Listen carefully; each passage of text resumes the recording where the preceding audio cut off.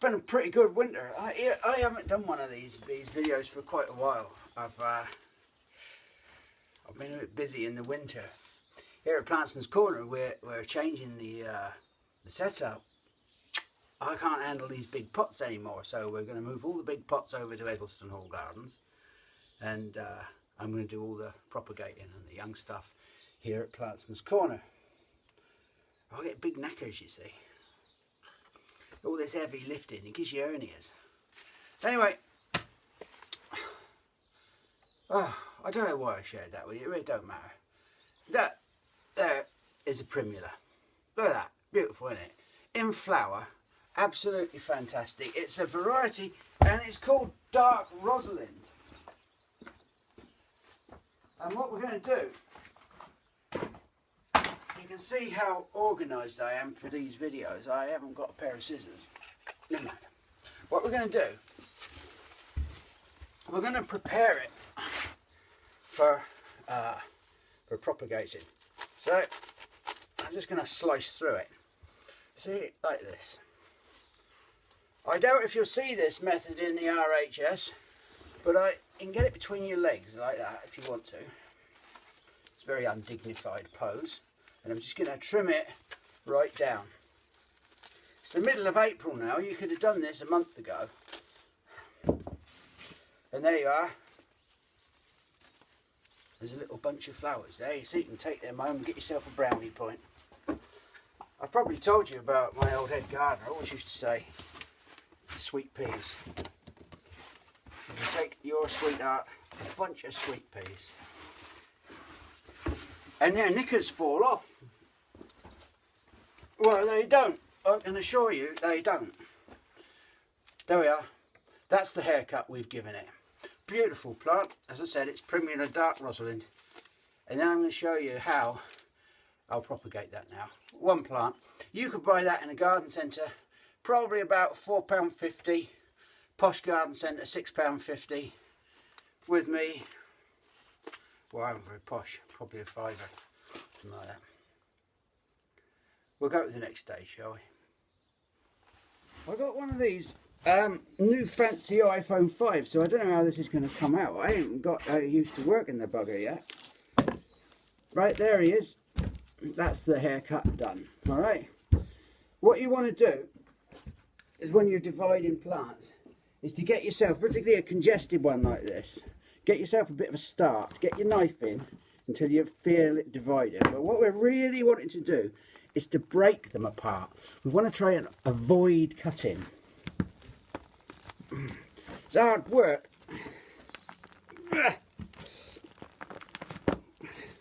I once tried to separate two dogs, and it's a bit like that. They weren't fighting, just the opposite. It was very affectionate. There we go. Oh yeah, we've got them in half now. Then you just get your fingers in there and get them in half again.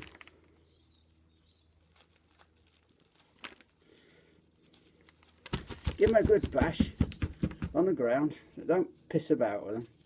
And you can see here, if I hold that up, you see that? There, you can get your knife again and just start a little, like, just a little cut in to just get your fingernails in there and prise them apart. There. See that? There's a great big load of roots on there. You don't want all them roots. So you can do this with a pair of scissors. I just use my bloody knife. There. See that? If there's any scaggy old leaves. There. Look at that. So, there you go.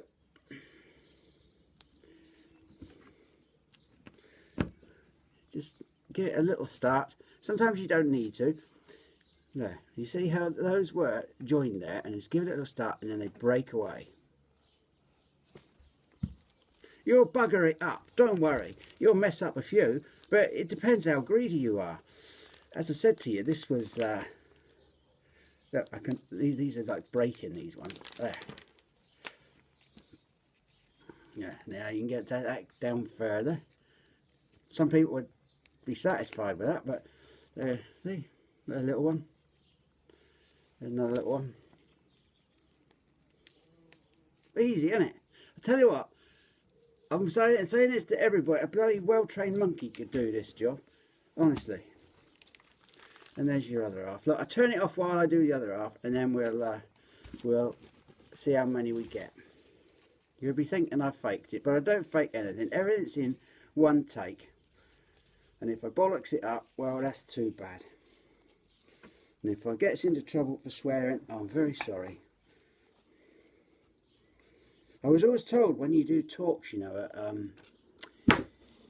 I go around and do talks all over the place. And they say, what you have to do is you've got to remember that there's a little old lady in the 7th row. And that little old lady, she might be a Methodist. She might be very religious. So if you feel one of them stories of yours coming on, or one of those swear words, you just think little old lady in the 7th row. So, if you're watching this video and you're a little old lady who's easily offended, you best fuck off then. So, I'll just clear away some of this old rubbish. And there we are. There they all are. Some old roots. The idea is they seem to regenerate if you cut some of the roots back. So I always take off about a third. Now I don't know if other people have success in doing this. I don't know if the RHS recommend that you do it this way. I don't much bloody care, because it ain't them that's not trying to earn a few bob, is it? It's me. And this is the way I do it, and I'm happy with the success I have with this.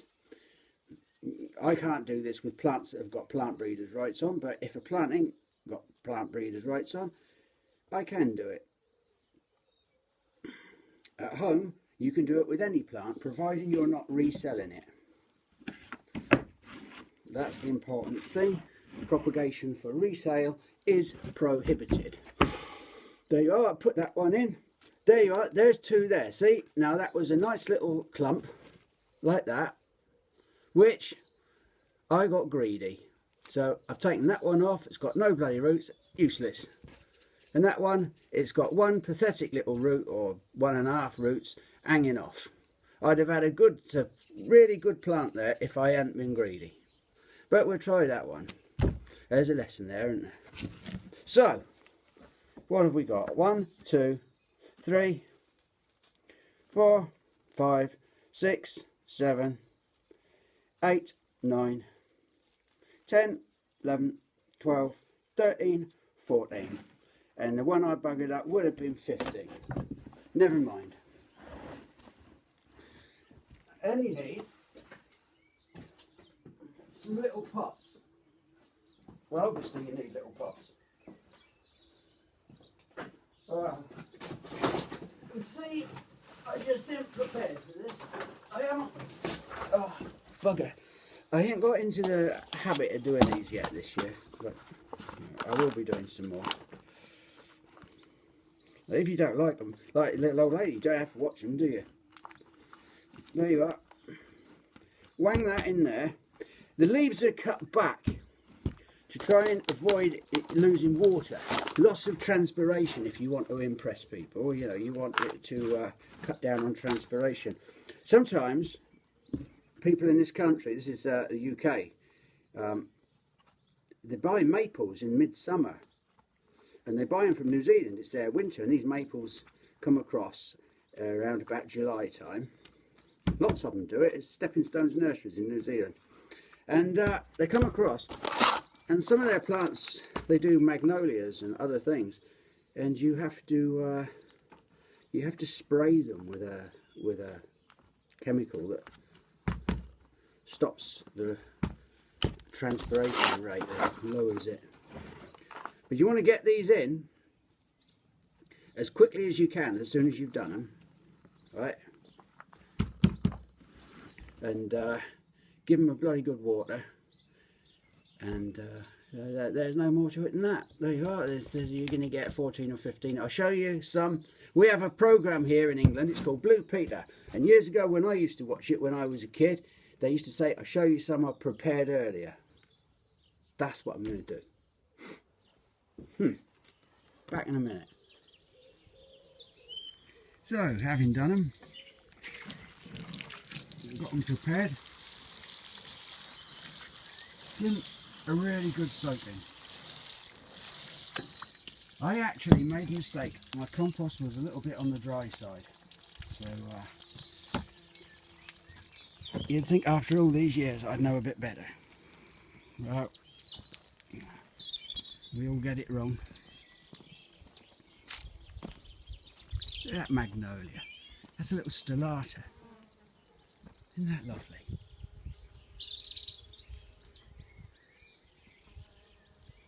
Yeah, the bees are out as well.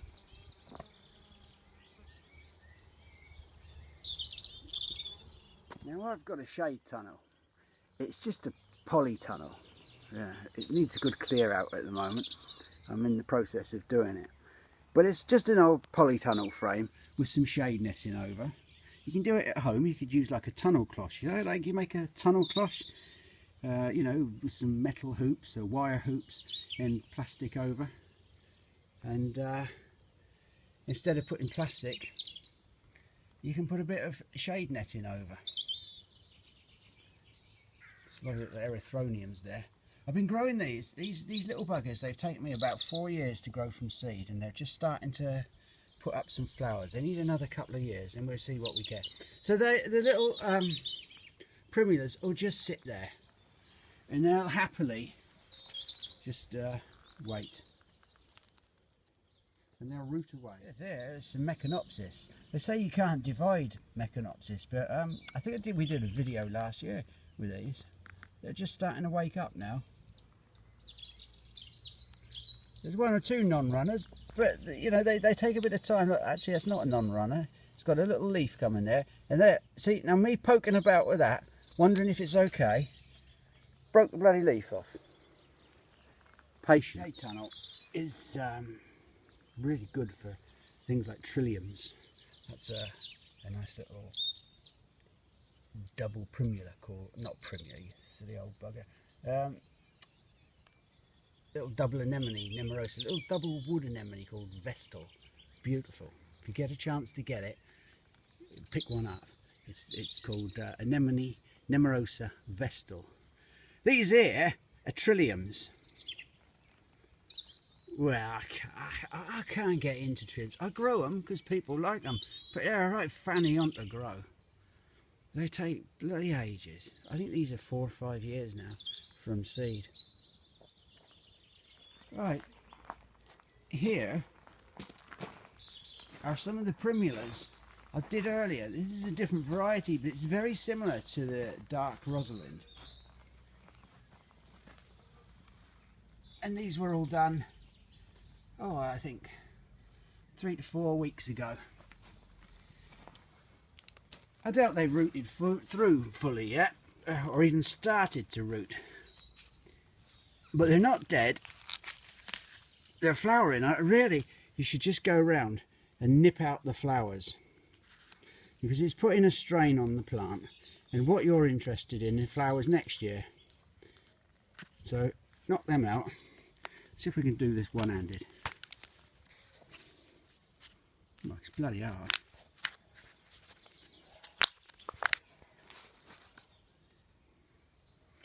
There's not a lot by way of root there yet, but I think it'll be all right. About a month, but I would just nip out these flowers.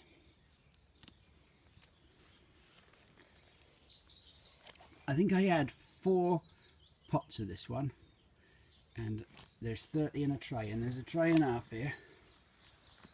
So if you're wanting to increase your stock of primulas, don't be tight, go and buy 3 or 4 good solid plants at your garden centre, and that's what you can do with them. If they're not big plants, grow up for a year and do it next spring. Probably a little bit earlier, probably maybe maybe late May.